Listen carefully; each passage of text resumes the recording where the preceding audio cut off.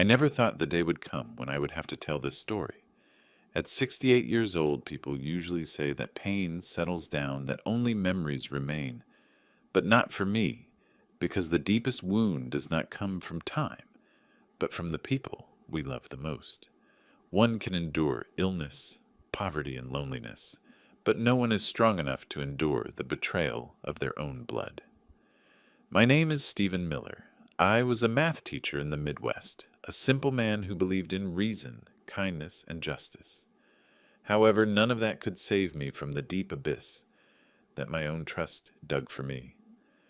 I live in the old house where the walls still echo with the laughter of Mary, my wife, who passed away 5 years ago. Every morning I wake up early, make black coffee, and open the door so the morning sun floods the kitchen. That routine is the only way I feel she is still with me. On the table, Mary's picture frame is still there with her kind eyes looking at me as always. I still talk to her sometimes with simple sentences. See my love, the rose bush bloomed earlier today. Or in moments of discouragement, I whisper, Mary, did I do everything right? I do not have many relatives.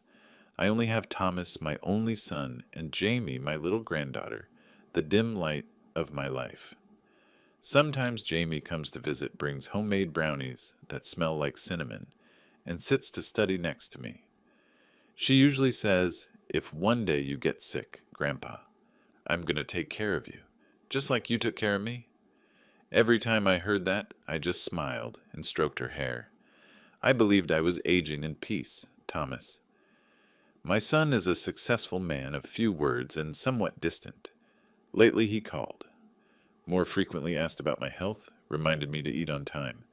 I came to think it was a good sign that he had learned to care after so many years focused only on his work. I was wrong. That morning, when the sun was still lazily peeking through the window, the phone rang. I had just poured myself a cup of coffee. The steam was still floating in the air. Thomas's voice on the other end of the line sounded strange, both hurried and pleading. Dad, I need to see you. It is urgent. I asked him what was wrong, and he replied briefly, an incredible opportunity, but I have to explain it to you in person. That phrase was like a thin layer of smoke light, but it left a strange smell in my heart. I did not know that just one ring later, the door to the darkest days of my life would open. When I left the coffee cup on the table and looked up, the light from the door blurred the figure standing outside. It was Thomas, and next to him an unknown man with a smile so polished it gave me a chill. I remember that moment very well because from the instant they crossed the threshold, my life ceased to be mine. Before we continue, subscribe to William's Revenge Stories and tell us where you are listening from in the comments below.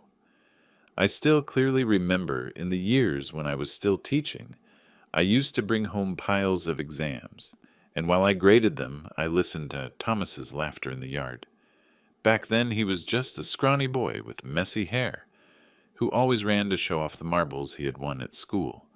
I never let him lack anything, not because I was rich, but because I knew he only had me. After the accident that took Mary from me, I was father, mother, and his only support. There were nights when Thomas had a high fever, and I sat by his side all night, putting a damp cloth on his forehead and whispering, Son, try to sleep tomorrow, you will feel better. And the moment he took my hand, I thought nothing in this world could separate us. Mary always said, Stephen, a son is not a debt. He is a mirror. Watch how you look at yourself in him. She believed in kindness and giving in the faith that love always returns. I believed it too. Until now, I still believe it was that faith that blinded me. Every morning, I used to go out to the patio to water the rose bush that Mary had planted. It had tenaciously survived so many seasons of sun and wind, just as she said, what survives the sun can also survive pain. I kept that phrase in my heart, not knowing I was about to learn it in the cruelest way. Jamie used to come on weekends. She had the same deep black eyes as her mother, but her smile was mine, wide and kind. I taught her to play chess, to be patient, to understand that you do not always win by going fast. She often asked, Grandpa, Are you ever sad? I smiled. Only when I look at the board and there is no one sitting on the other side. She did not understand, she just nodded and kept arranging the pieces. Sometimes I think that if life is a game of chess, the first moves decide much of the destiny. Thomas rarely visited us, but every time he did, he talked about work projects, contracts, figures that I no longer wanted to understand. I saw something different in his look. It was no longer the innocent curiosity of before, but the hardened shine of someone used to calculating. However, I still had hope because I was his father, and a father always looks at his son through love, although sometimes that love is the fog that clouds reason. The afternoon before that fateful day, I was still talking to Mary through her photograph. "See my love," Thomas has called again. Maybe he is changing, learning to care more. I had no idea that somewhere between the soft light filtering through the window, the shadow of betrayal had already begun to sneak in silent, as dust in the air, that dust that is only seen when it is too late to clean it. That morning, sunlight streamed through the old curtains, drawing long stripes of light on the floor like measures of time. I had just washed my coffee cup, and the slightly bitter aroma still floated in the air. The sound of the phone broke the familiar peace. Looking at the screen, I saw Thomas's name. He had not called me in the morning for a long time. "Dad, how are you?" His voice sounded hurried, as if he were trying to hide something. "Fine, son." "Here as always." He hesitated for a moment, and then continued. "I need to see you today." "It is urgent, Dad. It is an incredible opportunity. But I have to explain it to you in person." I frowned. The phrase "incredible opportunity" had never been in Thomas's vocabulary. He was an engineer, a practical man. He never dreamed of getting rich quickly. But still, I answered calmly. "All right, son.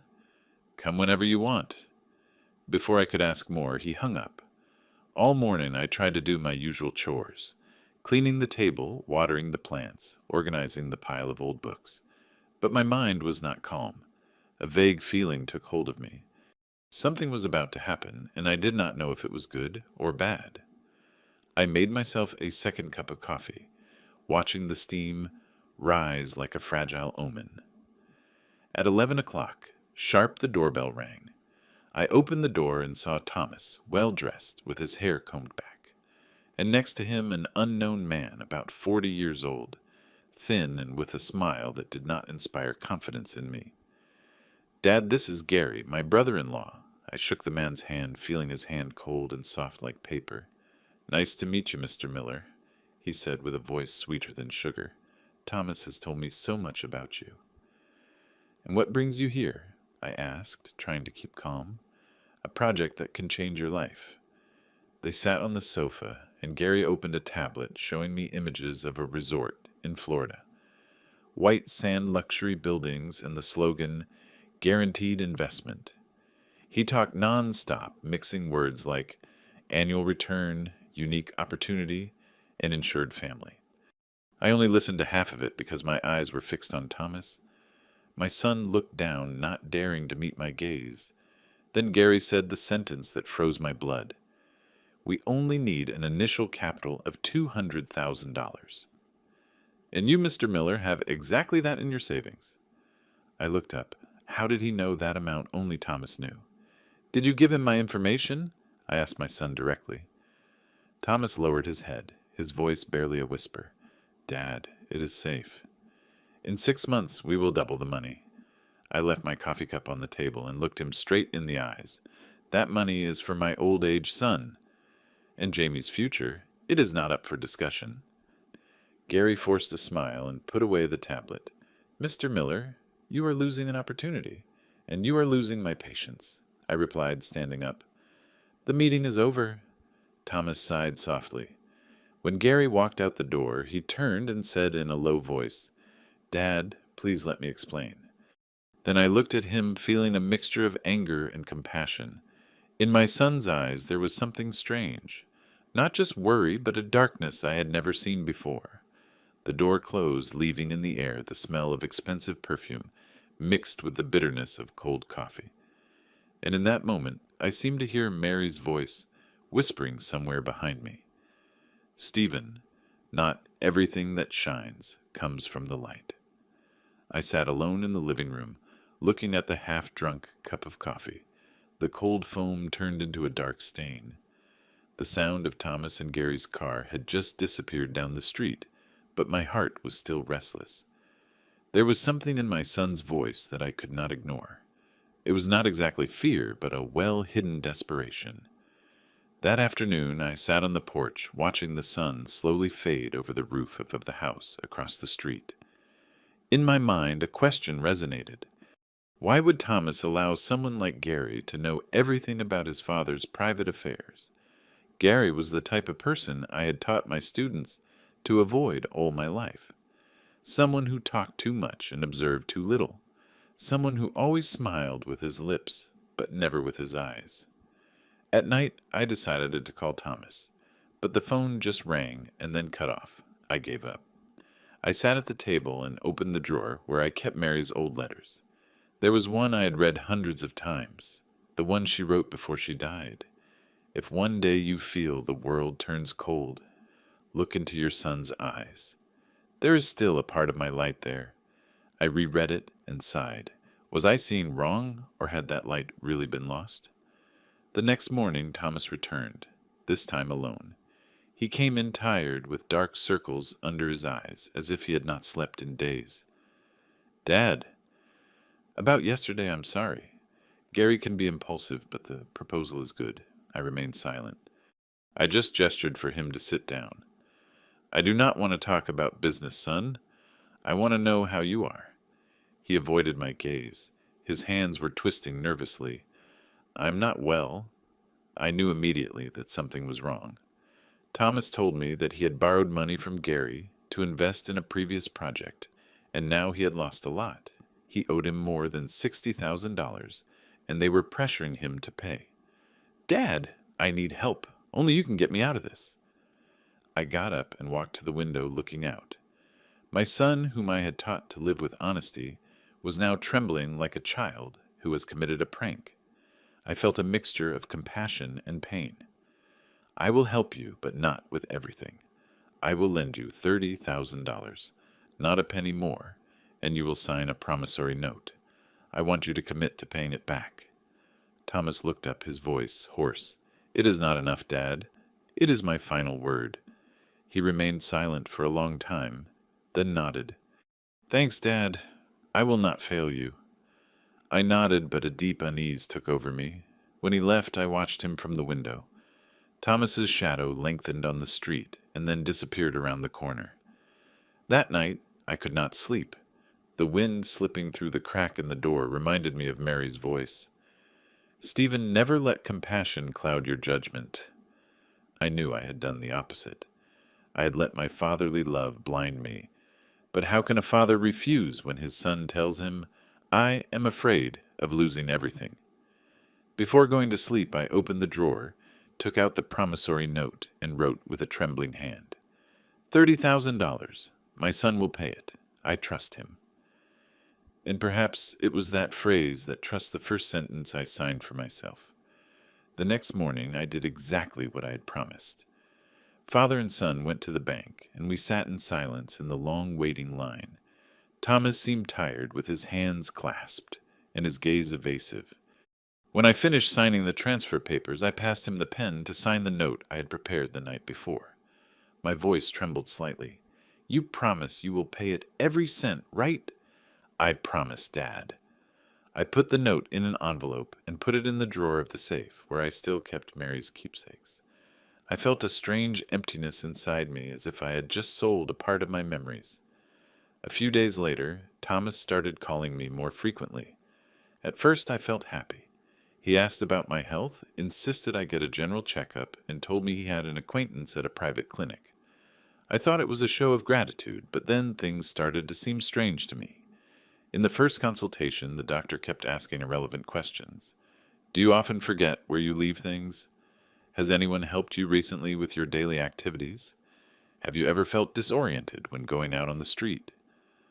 I laughed and answered, "I was a math teacher. I still remember the phone number of a student from 10 years ago. Doctor." He nodded, but his look seemed to register something. Afterward, Thomas took me for a cardiovascular checkup, a brain scan, blood tests, everything to ensure Dad was healthy. I did not object because I trusted my son, but every time we returned home, I noticed he looked at everything with too much attention. My papers, the bills, the savings books. Once I caught him in my study opening a drawer. "What are you looking for?" He was startled and smiled awkwardly. "Just checking the note, Dad." "But did you sign it?" "Yes. I just wanted to make sure you still kept it safe." I smiled, but a feeling of cold ran through me inside. Thomas had never been curious, let alone about money. One afternoon he arrived with a bag of fruit and said with a voice soft as the wind, "Dad, I want you to go on vacation for a few days. There is a very quiet place near the lake with medical attention." I laughed. "You talk as if I were about to die." "I just worry that you are alone with no one nearby." That phrase moved me. Yes, since Mary died. In this house only the ticking of the clock and the whistling of the wind were heard. I could not deny the emptiness I felt every afternoon. Thomas sat down and looked around the room where the sunset dyed our wedding photo gold. He said in a low voice, "I just want you to be taken care of, like Mom would have wanted." I stayed silent. His words sounded so sincere, but in my son's eyes there was something I could not name. A cold shine, a mixture of compassion and calculation. That night I sat again in front of Mary's photo. "See, my love, he has changed." Maybe I was wrong to doubt him. She did not answer. Only the wind blew softly through the curtain, making the photo tremble slightly. For an instant I seemed to see her smile fade and dissolve into the darkness. That night I did not sleep deeply. In a dream I saw myself standing in front of the sea, with waves breaking strongly, and Thomas in the distance calling me with a strange voice. "Dad, trust me." When I took a step towards him, the ground beneath my feet disappeared, leaving only the whistling of the wind and my son's figure fading into the fog. The following days Thomas came so frequently that I almost forgot I had lived in solitude for so many years. He cleaned, cooked, and even did the laundry. At first I felt happy. What father would not be glad for his son to come home, take a broom, and heat the soup his mother used to prepare? But little by little that care became unusual.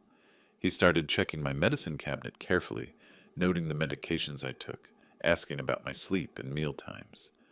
Once, while reading a book, I saw him at the door with a notebook in his hand, asking, "Dad, have you been forgetting things lately? I've noticed you left the light on several times." I smiled bitterly. I was a teacher for 40 years. If my memory were that bad, my students would have burned down the school. He did not smile, only nodded and noted something else in his notebook. Every day he brought more papers, bills, test results, medical reports. When I asked him, he said it was to keep them just in case I needed medical assistance. But to my eyes, everything looked like a summary of my own aging. One afternoon he appeared with a man in a white coat who introduced himself as a neurologist. "We just want to rule out any cognitive decline, Dad." "Do you think I have something, son?" I asked him. "No, it is just a checkup." I accepted because I did not want to argue. The doctor put a sheet before me with circles, triangles, and numbers. "Draw what you see. Count backward from 100 by sevens. Recite the months in order." I did everything without a single mistake. But in their looks there was something that froze me, a disappointment, as if they expected me to make a mistake. That night I saw Thomas sitting at the dining table talking on the phone in a very low voice. I only heard fragments. "Is everything ready?" "Yes, the papers will be signed soon." When I approached, he hung up immediately. "Who were you talking to?" "Ah, just Gary." "He was asking about your health, Dad." His answer sounded smooth like melting caramel, but it left a bitter and lasting aftertaste. A few days later, Thomas started talking more about my safety. He said the house was too old and impractical if I fell or needed an ambulance. He suggested looking for a place with professional care. "A beautiful place, Dad, with gardens, doctors. You will rest there." I frowned. I do not need to rest. I am healthy, and I prefer to listen to the ticking of this clock than the sound of a siren. He smiled a kind smile, but his eyes avoided mine. I just worry about you. I want the best for you. That night I opened the window and looked at the familiar street, the scent of the rosebush in the backyard mixed with the cold wind. I remembered Mary, the look she had every time she saw Thomas as a child, a look full of pride. I whispered, "See, my love. He is trying to do the right thing." Maybe I'm getting old and suspicious. Then I sat down and made a fresh cup of coffee. But taking the first sip, I noticed my hand was trembling slightly, not from age, but because a vague feeling was growing inside me. Something very big was about to happen, and perhaps this time love would not be enough to save me. One Tuesday morning, while I was reading the newspaper on the porch, Thomas entered. He held a thin folder in his hand, and a strange smile, a mix of nervousness and relief, as if he were about to complete a task he had waited for a long time. "Dad, I have incredible news," he said, placing the folder on the table. "I just found a perfect place for you to rest and be better attended. Near the water with cool weather and doctors on call 24 hours. I looked at him surprised. "What are you talking about?" "Thomas, I am not sick." He smiled and slowly poured coffee into my cup, as if he wanted to calm my reaction. "I only worry about you. You live alone, and if something happened, who would notice to help you? That place has everything. Just try it for a week." I remained silent. A week would not hurt, I thought. But inside me a weak voice whispered, "Be careful, Stephen. It is just a trial, right?" "Of course, Dad. Just 1 week." That afternoon we got into the car. I did not ask where we were going, partly because I did not want to make him uncomfortable, and partly because I still retained some trust. The car traveled the streets I had known all my life, leaving the city, while the road opened its way between rows of dry trees. Upon arriving, a sign appeared before my eyes. Golden Sunset's Residence. The name sounded beautiful, like the twilight of old age. I thought maybe Thomas was telling the truth. Inside, an older woman welcomed us kindly. "Welcome, Mr. Miller. Here you will be very well." The room was bright and clean, with a smell of disinfectant mixed with lavender. There was a garden, a fountain, and elderly people sitting on benches. But their eyes were empty, as if they looked through me. I turned to Thomas. "This place is not bad, but I do not need to be here." He smiled, avoiding my gaze. "I already paid for 3 months. Stay and try a week. If you do not like it, I will take you back." I froze. 3 months. "You already paid without asking me. I just wanted you to be well attended. Do not get mad, Dad." I kept quiet. I did not want to argue in an unknown place. Sometimes a father chooses silence, thinking his son still has some sense. At night, Thomas took some things out of the suitcase. A couple of changes of clothes, my old watch, and Mary's photo. "I brought it so you feel at home." He said that, and then gave me a soft kiss on the forehead. "I will come to visit you in a few days." "Rest, Dad." I nodded and watched him walk away down the long hallway, the yellow light projected onto his shoulders, elongating on the white tile floor. The door closed, and I clearly heard the click of the lock. I sat on the bed, my eyes scanning the window. Outside, the elderly were sitting in silence in the dark, like shadows without memory. I felt a chill. I looked for my phone in my jacket pocket. It was empty.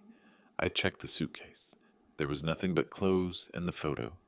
The first feeling was not fear, but a silent confusion, as if I had been placed by mistake in someone else's life. Outside, the wind blew through the trees, sounding like a whisper. I looked at Mary's photo, touched the glass gently, and said in a low voice, "You were right, Mary. Not all light comes from the sky." The first morning at Golden Sunsets, I woke up in a strange room with a slight smell of disinfectant. Light filtered through a thin curtain. It was no longer the familiar sun entering through the window of my house in the Midwest. Here the sun had a pale white color, cold like that of a hospital. I looked for my phone in my pants pocket, then in the suitcase.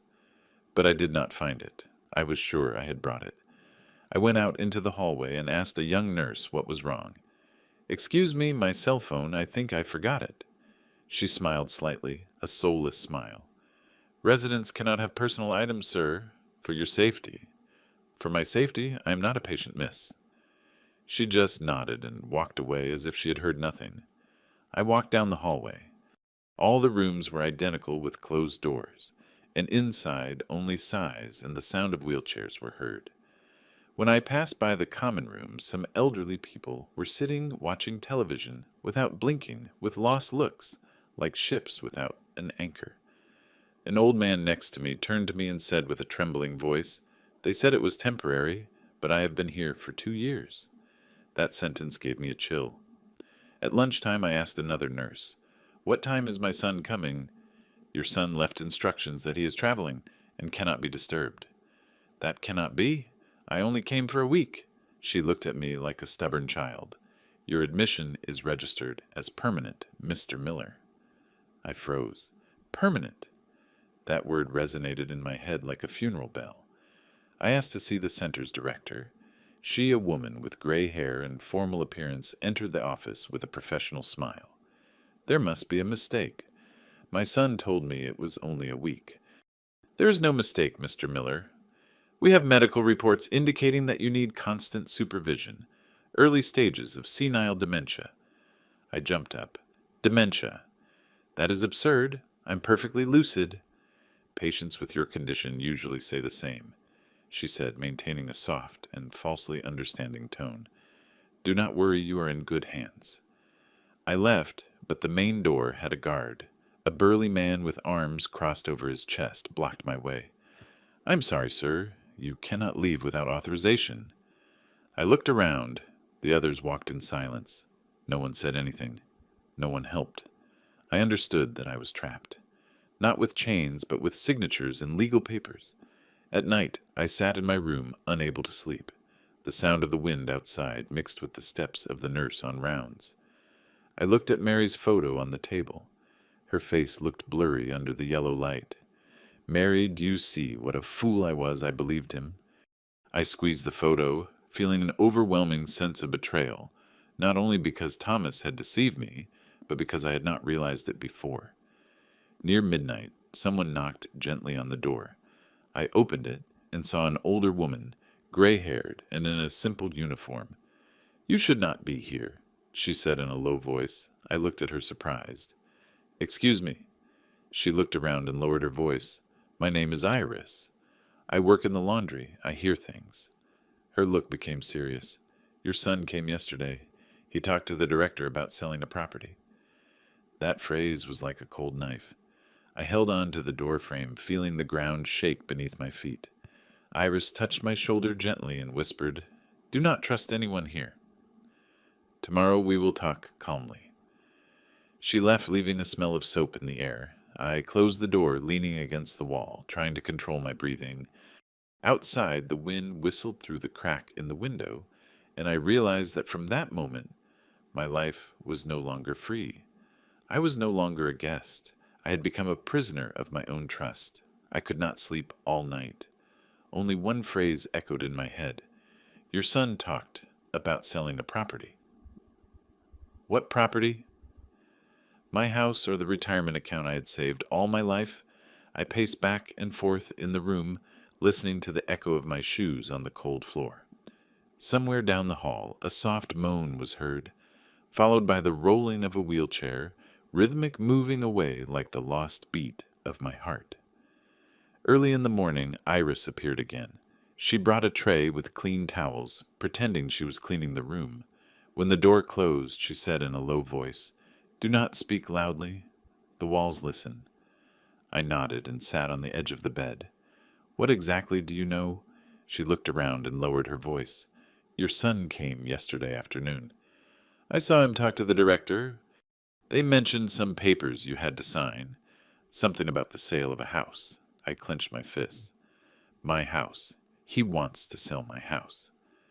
Iris looked at me with a sadness that seemed used to witnessing these things. "You're not the first, Mr. Miller. There are several elderly people here whose children did the same. First they bring them, then they declare them incompetent, and in the end they forget them. That sentence was like a deep cut. I looked out the window. The morning light filtered through the bars, splitting my face in two. I need to get out of here. That won't be easy. Everything is signed. You are listed as a permanent resident with a medical diagnosis. I let out a dry laugh. False diagnosis. They did everything perfectly. She put her hand on my shoulder and said quietly, "Not everything is lost. I have a hidden phone. An old device, but it works. I can lend it to you tomorrow when I am in the laundry. No one checks there." I looked at her, not knowing what to say. In a place full of empty faces and closed doors, Iris was the first ray of light. Thank you, Iris. If I manage to make a call, my granddaughter will know what to do. Your granddaughter. Yes, Jamie. The only one who never fails me. Iris smiled slightly. Then there is hope. She left, leaving the door ajar on purpose. I sat in silence, listening to the sound of washing machines in the distance, like the constant swell of the sea. In that moment, I understood that what keeps you alive is not youth, but the will to believe again. I hid Mary's photo under the pillow. Looking at her face, I whispered, "See, my love, I still have a way to go." In the afternoon, I participated in the mandatory group therapy. A large room, a few chairs in a circle, elderly people, reading poetry, singing, or simply staring into the void. I sat there too, pretending to scribble on a blank sheet of paper. While the nurse took notes, I silently wrote a few lines in a corner of the sheet. "Jamie, if you read this one day, remember, the truth does not age." Then I folded it and put it in my jacket pocket.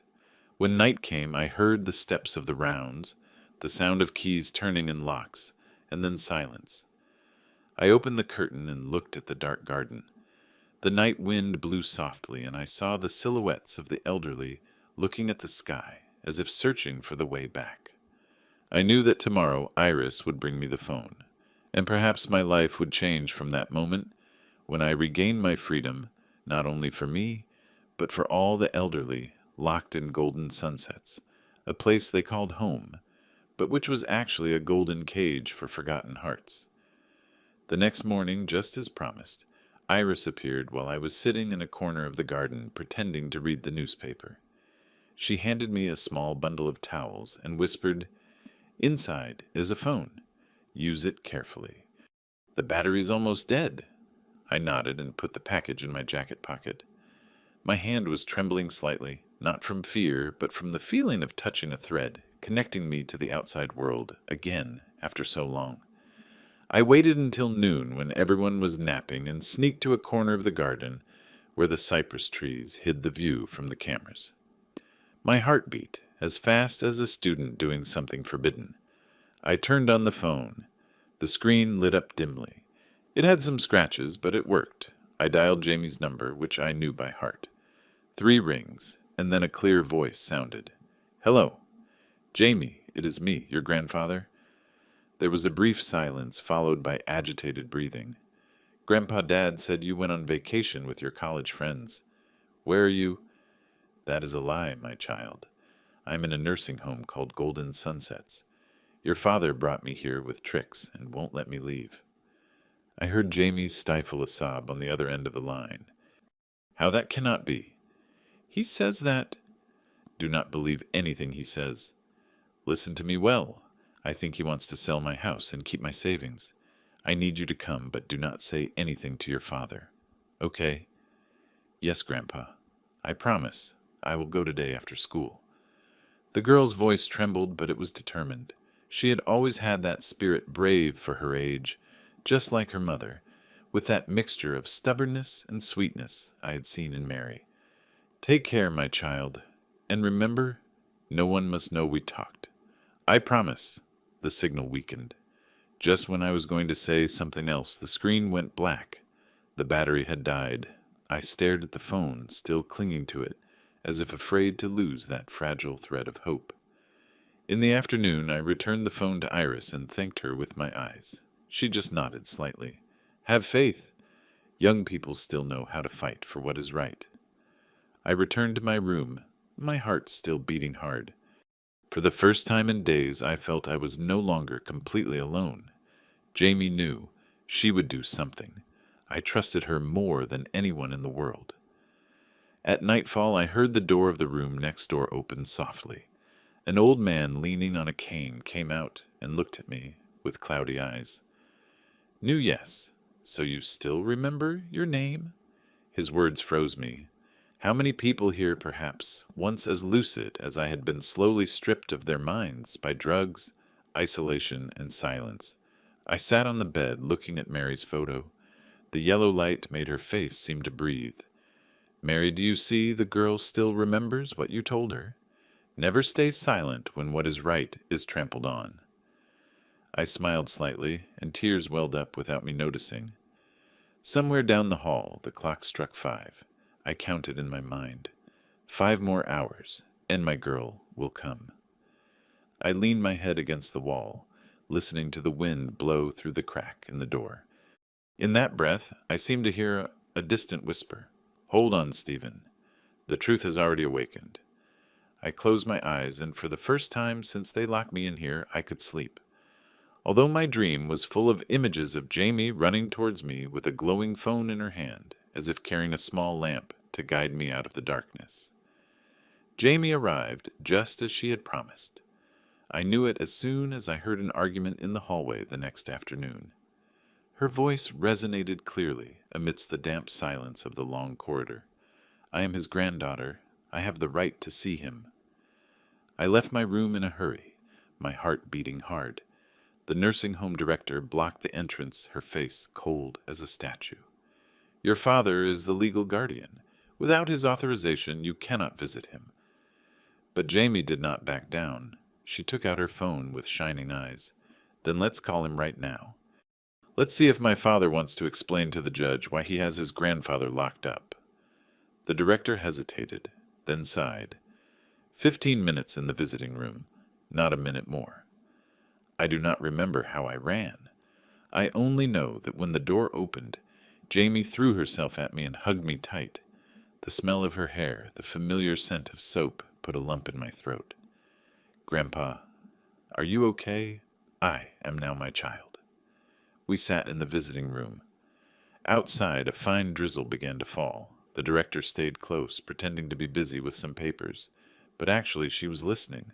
I said in a low voice, Your father and his brother-in-law, Gary, wanted me to invest my savings in a fake business. When I refused, they planned this.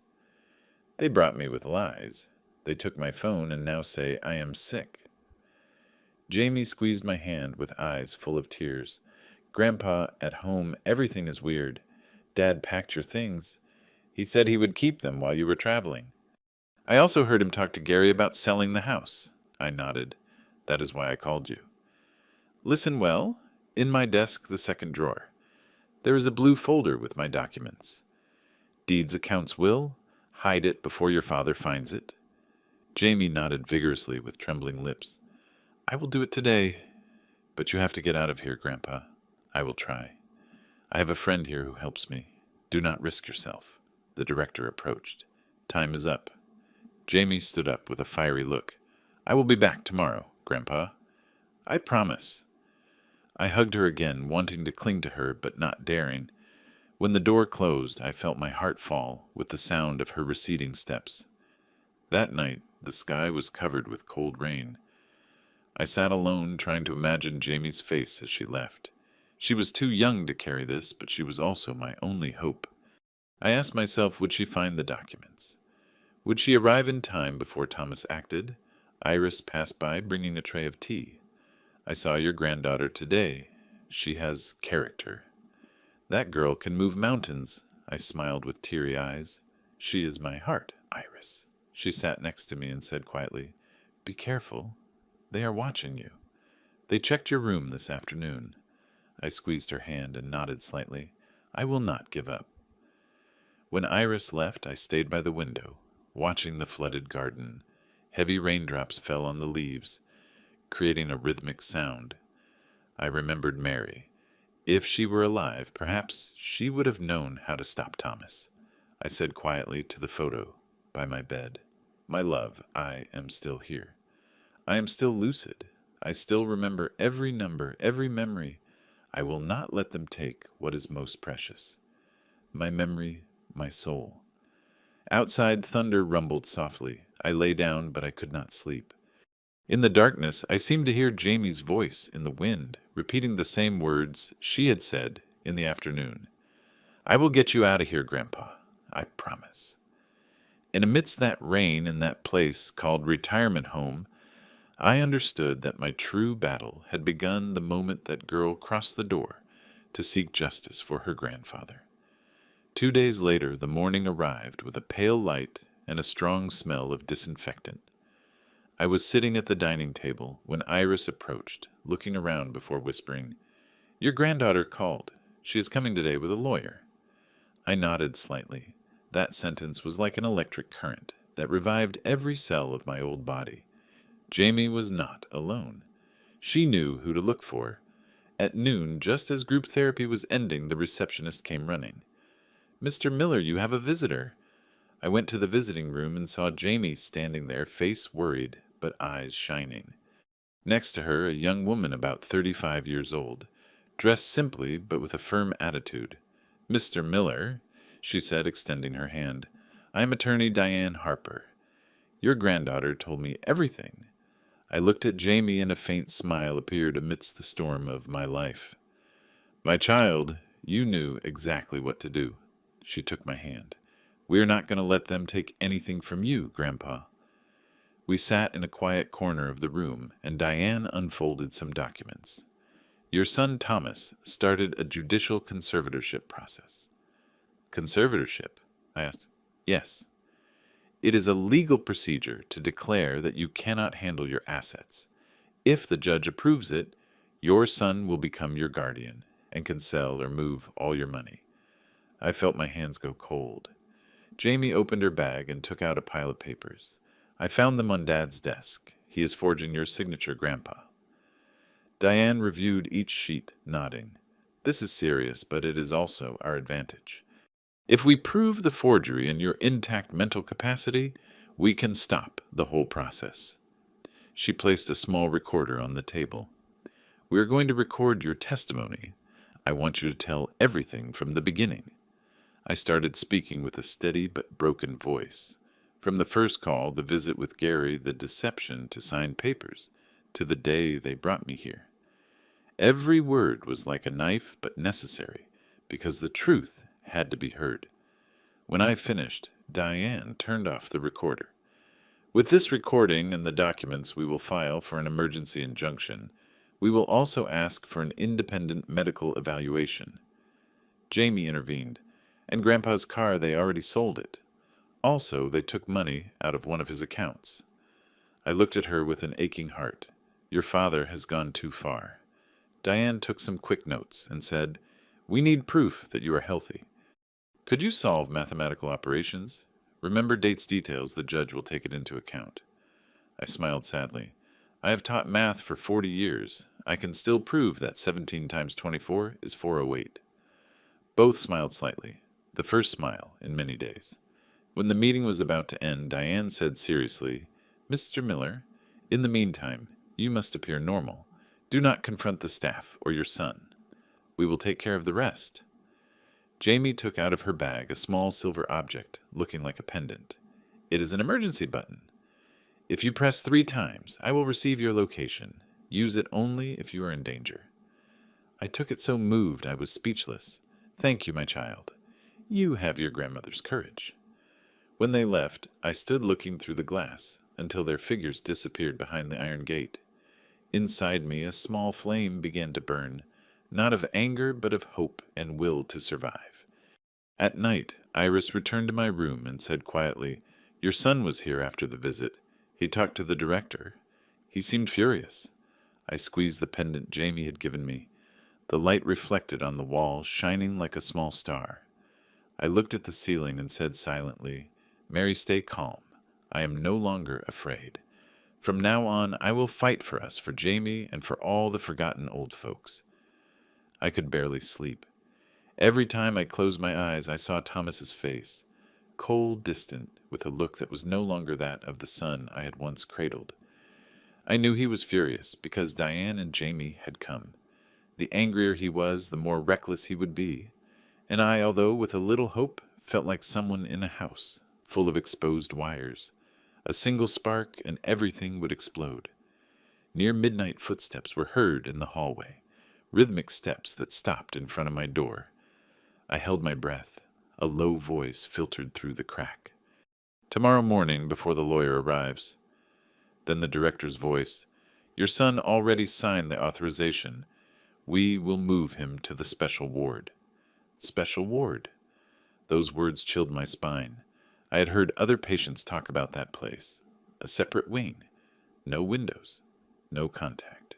Where they locked up those too disturbed to treat. Once there, no one would find me. I got up trembling, and I approached the small table where I had kept the pendant Jamie gave me. I squeezed it in my hand. 3 presses. Click, click, click.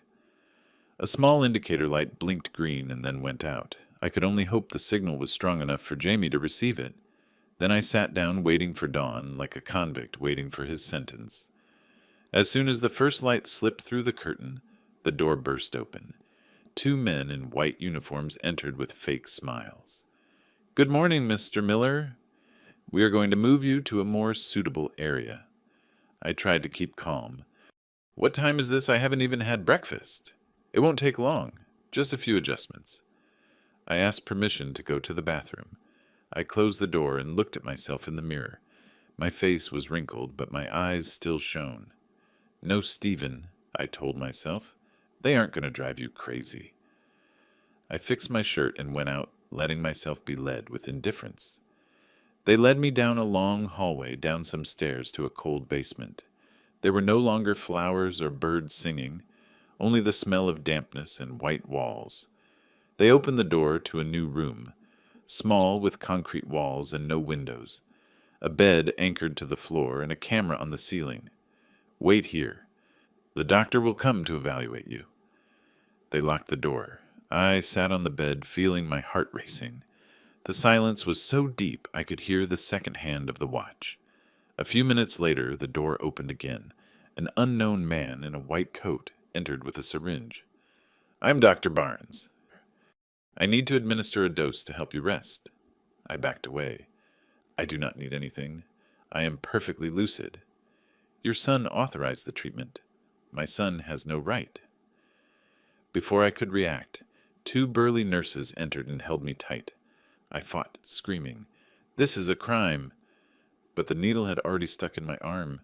A coldness spread through my blood and my head began to spin. Everything became blurry, but I kept listening. In the hallway, loud and hurried voices were heard, mixed with the sound of running steps. A familiar voice sounded in the distance. "Stop court order!" Amidst the fog of the drug, I saw Diane's silhouette accompanied by a police officer and Jamie crying. They threw themselves at me and removed the IV from my arm. "Grandpa, I found you. You are safe now." Sleep invaded me like a wave. Before losing consciousness, I heard Diane shout, "This procedure is illegal. Everything is recorded." Then everything went black, but in an intermittent dream, I saw a bright white light flooding the room. Maybe dawn had really come, and this time it was no longer an accomplice of darkness. I woke up groggy with a heavy head, as if someone had submerged me in water. The white light of the hospital lamp filtered through my eyelids, forcing me to squint. It took me a few seconds to realize I was on a stretcher in a different room, cleaner with a window and a softer smell of disinfectant. Next to me was Jamie with swollen and red eyes clinging to my hand. "Grandpa, it is all over." I smiled weakly with a hoarse voice, as if I had dragged it over gravel. "Where are we?" Another voice was heard deep, clear, and authoritative. Diane Harper, standing next to a police officer, spoke with a nurse. The judge ordered his immediate release and the securing of all medical records. No medication can be administered without a court order. I tried to sit up, but Diane put a hand on my shoulder gently. "Slowly, Mr. Miller. The worst is over." My head was still spinning. The image of Dr. Barnes and the cold needle was still stuck in my heart. "How did you find me?" I asked. Diane smiled and pointed to Jamie. Your granddaughter pressed the emergency button at 5:30 in the morning. We had everything ready. Judge Vance signed the order in less than an hour. Jamie nodded, eyes shining with tears. I never stopped looking for you, Grandpa. I raised a trembling hand and touched her cheek. Outside the window, the sky began to clear. The first rays of sun pierced the glass. That light smelled of freedom, clear, vibrant, and very close. Suddenly a commotion was heard in the hallway. Thomas appeared with his shirt wrinkled and face pale. He rushed towards us, voice full of anger. What does this mean? No one had the right to take him out. The police officer stepped in the doorway. You have a court order, Mr. Miller. Your authority is suspended. Diane stepped forward with a cold voice. Also, the judge froze all accounts and assets until further resolution. If you try to intervene, you will be arrested for obstruction. Thomas stood paralyzed for a few seconds. Then he looked at me with a mixture of fear and resentment. Dad, don't you understand? I did it for you. I looked up and looked him directly in the eye. No, Thomas, you did it for yourself. The words came out like a knife I knew he would never forget. Jamie squeezed my hand and confronted her father. Leave us alone, Dad. You have done enough damage. Thomas tried to say something, but Diane raised the court order. Please get out. Everything is recorded. He looked around as if looking for a lifeline and then turned around and left. When the door closed, I sighed, trembling from head to toe, not from fear but from relief. I had come out of the darkness. The police helped me out of the center. Outside, the morning wind brought the damp smell of dew and street dust. I went out and felt the hot sun on my skin, a sensation I thought I had forgotten. Iris was at the end of the hall with a basket of clothes and smiled at me. I told her there was still hope. I nodded. Thank you, Iris. Without you, I would not be here. She just smiled kindly. Take good care of your granddaughter. She has fire in her soul. Outside, Diane's car was waiting. When I got in, Jamie rested her head on my shoulder and said quietly, Grandpa, where will we go now? I looked out the window and saw the sun rising on the horizon. Wherever the air's free, my child. And amidst that bright light, I said to myself, no one can imprison a person's soul when faith has awakened. I stayed in the hospital for 3 days to recover. The doctor said I had 3 times the allowed dose of sedatives in my blood. Upon hearing that, I just smiled slightly. The smile of someone who has crossed the line between living and being forgotten. Every morning I practiced walking down the hall with Jamie by my side, holding a cup of hot milk. She did not leave me for a moment. Diane Harper arrived on the 4th day in the morning with a thick pile of files. Her face showed tiredness, but her eyes were still shining. Mr. Miller, we already have the first hearing. I sat in a chair and took a deep breath. And my son. He is being investigated. The judge ordered freezing all accounts and suspending any power of attorney. Jamie sighed in relief, while I only nodded slightly. It took me a few seconds to fully comprehend her words. Thomas, my son, the one who once had the power to decide my destiny, was now deprived of that power. A feeling of sadness and relief invaded me. Diane opened the file and unfolded the documents. Copies of fake contracts, recordings, photographs, and the signature expert's report. Look at this, she said, pointing to a paper. Here it is proven that the signature on the sale of your house is not yours. The forgery is evident. I looked at my own trembling handwriting, clumsily copied on the paper, and felt a knot in my stomach. Thomas always wanted to prove he was better than me, I whispered. Now he only proved he lost his soul. Diane put a hand on my shoulder. Do not think about that now. The important thing is to prove that you are perfectly lucid. That same afternoon, a group of independent doctors came to examine me. They subjected me to a series of tests. Memory reflexes, logical thinking. When they asked me to do quick mental calculations, I smiled and wrote on the whiteboard. 17 times 24 is 408.53. Divided by 7 is 7.57. A young doctor laughed. He is more lucid than many of us, Mr. Miller. That night, I received a message from an unknown number. "This is not over, Dad. Think carefully before continuing." I knew it was Thomas. I was no longer afraid.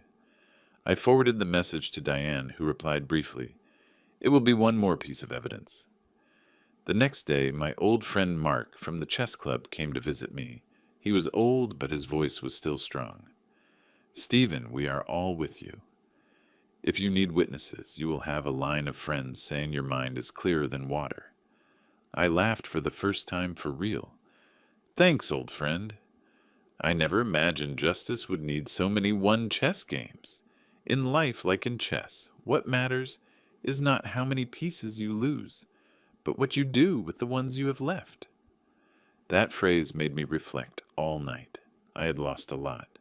My wife trust my house and the son I loved, but I still had Jamie, my memories, and the ability to stand up and tell the truth, and that was enough to continue. Before sleeping, I looked out the window. The night sky of the Midwest shone like in the years of my youth. I said quietly to myself, "Very soon I will face him, not for revenge, but to recover faith for both of us." In my heart, for the first time in many days, fear had transformed into determination. Tomorrow, my battle for justice would begin, not with weapons, but with truth and dignity. The day I left the hospital, the sun was so intense, it seemed to want to burn the street. I left with Jamie still clinging to her arm to keep my balance. Diane was waiting for us by the car with a serious face. "They expect us in court next week," she said, "but do not lower your guard. Your son is upset, and we do not rule out that he tries something else." I nodded. I knew Thomas. When he felt he was losing control, he reacted with desperation. But this time I was no longer the weak father of a few weeks ago. We stayed temporarily at Alice's house, Mary's sister, on the outskirts of the city. It was a small house with pale yellow walls, and the smell of jasmine on the porch reminded me of my youth. Jamie helped me organize my clothes while Diane brought a recorder, a small computer, and a pile of documents. She wanted me to review every detail to prepare for the trial. At night, when Jamie had already gone to sleep, I sat with Diane on the porch. She took notes quickly, looking occasionally towards the street. "I received an anonymous call," she said in a low voice.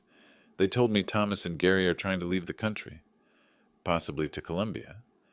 I remained silent for a moment and then sighed. Colombia. The same country where Gary learned to lie. "Do not worry.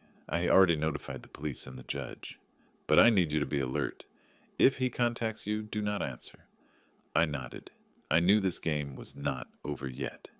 That night I found it hard to sleep.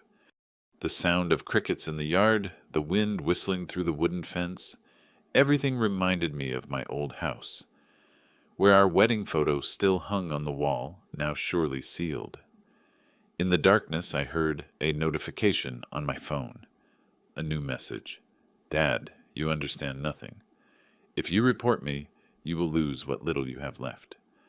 I looked at the screen with a heavy heart. I no longer felt anger, just sadness. I slowly typed every word. "I already lost a lot, son, but what you lost has no remedy."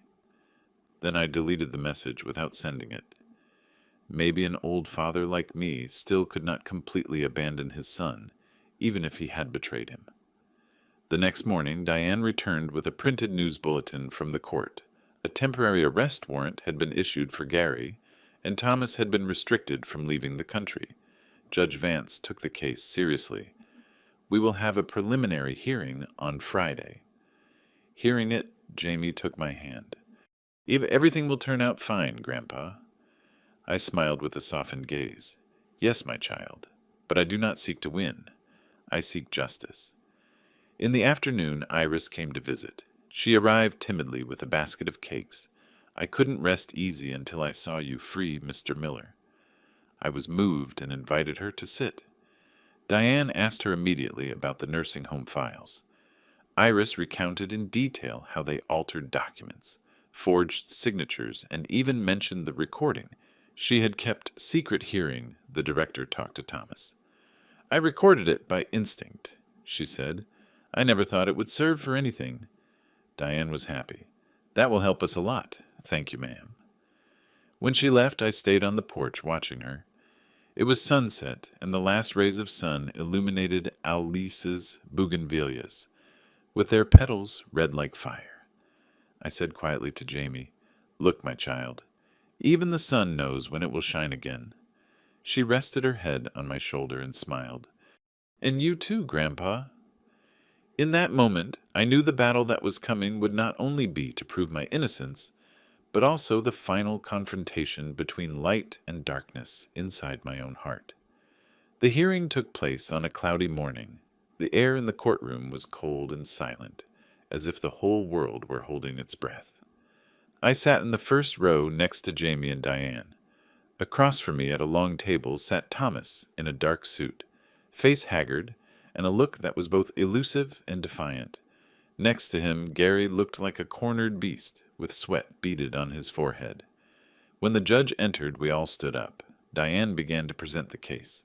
Her voice was clear and slow, every word resonating in the space. "Your Honor, we present evidence of signature forgery sale documents, without consent, and the medical diagnosis manipulated for economic interest." She turned on the recorder. Iris's voice sounded trembling, but clear. "Are you sure the old man won't remember anything?" "Do not worry," said the son. "He already signed, and if not, we declare him sick." A murmur ran through the room. Thomas lowered his head, and I felt as if my heart shrank. I never thought I would hear those words from the son I had brought into the world. Diane continued. "Furthermore, Mr. Miller has passed 3 independent medical evaluations. All agree that he enjoys full mental clarity." Then she looked at me and nodded slightly. I understood the signal. I got up and walked slowly to the stand. The judge asked, "Can you tell us your full name and profession?" "Stephen Miller, retired math teacher." "Do you know why you are here today?" I smiled. "Yes, Judge. I am here because I trusted too much." The whole room fell silent. I told everything from the first phone call to the day they locked me in golden sunsets. I did not shout. I did not blame anyone. I just spoke with a firm and clear voice. When I mentioned Mary, my eyes filled with tears, but I did not cry. I wanted everyone to understand that the truth does not need tears, only light. When I finished, Thomas stood up. "Lie. I did it all to protect him." His voice broke desperate. Diane responded immediately. "Protect him by drugging him and stealing his house?" The judge banged the gavel, asking for order. Then he said firmly, "After reviewing the evidence, this court declares the conservatorship process null and restores to Mr. Miller all his rights and properties. Furthermore, criminal action is initiated against Thomas Miller and Gary Ramirez for fraud, forgery, and elder abuse." The sound of the gavel hitting the table resonated like thunder.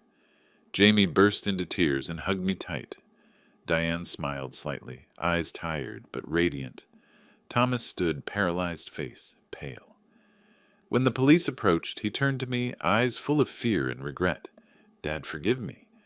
I looked at him and with a soft but firm voice said, "I cannot forgive you yet, son, but I do not hate you either." When they took him away, I closed my eyes and took a deep breath. Outside, the clouds began to dissipate, and a weak light filtered through the window, illuminating my hand. I understood that the battle was over, not with a victory or a defeat, but with the truth spoken aloud.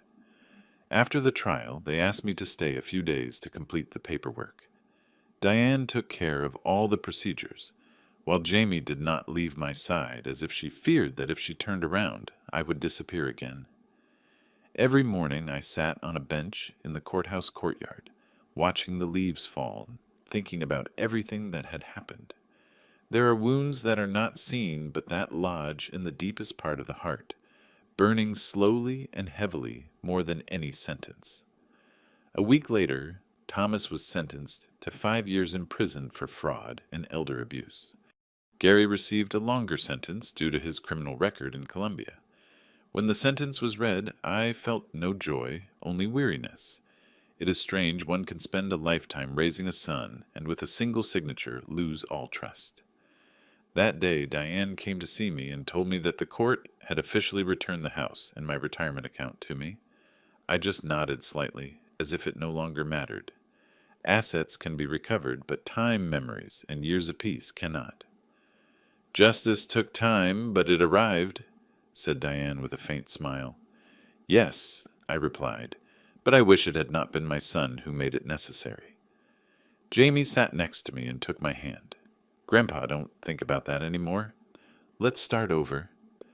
I turned to her and saw her face still illuminated by the vitality, faith, and kindness that the world seemed to have lost.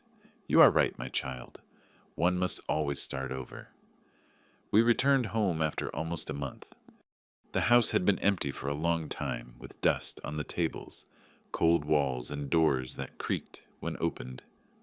But when Jamie opened all the windows and the sun poured in, suddenly I felt that everything was coming back to life. The smell of the coffee I made that morning spread again as if time had closed its circle. I went out to the backyard where the old rose bush Mary had planted still was. It was still alive, although everyone thought it had dried up. I touched a small new branch and smiled. What survives the sun also survives pain. My wife's phrase from years ago still resonated in my head. In the afternoon, Jamie brought a wooden box. Inside were old photos, and on top of everything a letter from Thomas from prison. I did not open it. I just looked at his name on the envelope. Jamie looked at me, waiting. Are you going to read it, Grandpa? I shook my head. Not today. I am not ready yet. She nodded and put her hand on my shoulder. We both stayed in silence, watching the sunset dye the roofs red. I said quietly, losing a house does not hurt as much as losing a son. But when the son starts to understand what he did, maybe there is still hope. Jamie smiled sadly. Do you think he will change? Maybe. But even if he doesn't, I want to keep the faith that people can amend their mistakes. If not, what is the point of living right? The wind blew through the trees, bringing the scent of the bougainvilleas from the porch. I looked up and saw the sky open, a thin strip of light falling on the patio, soft and warm like forgiveness. I opened Thomas's letter on a morning of light rain. The drops pattered on the old tin roof, mixing with the aroma of steaming coffee. Jamie was still sleeping. I was sitting alone at the table, looking at the white envelope with the familiar handwriting firm but trembling. I took a deep breath and opened it. Dad, I do not know if I deserve you reading this, but I need it. For months I have tried to justify myself, say I did it out of fear debts, wanting to give you a better life. But I can no longer lie to myself. I did it out of pride. I wanted to show you I could succeed without your rules, and I ended up destroying myself. I read every line slowly. I did not cry, but I felt a pang in my heart. The day the police came for me, I thought of Mom. I remembered how she held my hand when I had a fever, and I understood what you felt when you looked at me with disappointment. Dad, it was never hate. It was fear of being less. I stopped. Outside, the rain intensified as if the sky spoke for the words my son could not say. I do not expect your forgiveness. I just want you to know that every night I close my eyes and see your face on the day of the trial. That calm face, not of rage but of sadness. It kills me more than prison. I folded the letter and took a deep breath. For the first time in months, I no longer saw Thomas as a traitor, but as a lost son. I knew that to forgive it is not necessary, to forget only to understand. Jamie came out with messy hair and a sleepy voice. Grandpa, are you okay? I smiled and pointed to the letter. Yes, my child, I think finally I am starting to understand. She sat down and read with me. Upon reaching the end, she squeezed my hand tightly. I promise that when I get out, I will return home to rebuild what I broke if you still let me, Jamie said quietly. Maybe he deserves a second chance, Grandpa. I looked outside where the rain had stopped. Yes, but not because he deserves it, but because if we do not learn to forgive, we end up being prisoners of the same hate that hurt us. I folded the letter carefully and put it on the altar next to Mary's photo. See my love. Finally, he has learned to bow his head. Maybe you heard these words before I did. The wind moved the curtain gently like a response from a place very far away. A year has passed since that day. Life has returned to its slow and simple rhythm. Every morning I wake up early, make coffee, and listen to Jamie play soft music in her room. She has entered law school, says she wants to help those who have no voice. Maybe she learned it from me or from this same story. The house has been renovated, the walls painted a fresh yellow, and the bougainvilleas bloom with splendor. Alice comes to visit from time to time, and Iris sends a card every Christmas, saying she still remembers the old teacher who did not give up. Diane still calls regularly, sometimes joking. You won a case that taught us more than any law book. That afternoon, while the sunset turned the patio golden, I sat in Mary's old chair. Jamie brought the wooden chess set and smiled. A game, Grandpa? I nodded. Every time she made the first move, I felt my youth return. You know, in life like in chess, it is not about winning, but about not giving up before the last move. She smiled and replied, Then you never lost. We played in silence. Outside, the afternoon breeze brought the smell of damp earth and the sound of church bells. I looked at my granddaughter and saw in her eyes Mary's reflection, kind, strong, and full of compassion. When the game ended, Jamie won, as always. She let out a soft shout of joy, and I just smiled. Winning does not always mean defeating someone, my child. Sometimes it means not losing oneself. I looked at the sky where the last light of day dissolved in the clouds. Thomas was still in prison, but I knew he was writing a new chapter of his life, this time with firm hands and a heart that had learned to repent. I closed my eyes gently, listening to the wind blow through the roof, the call of birds returning to their nests.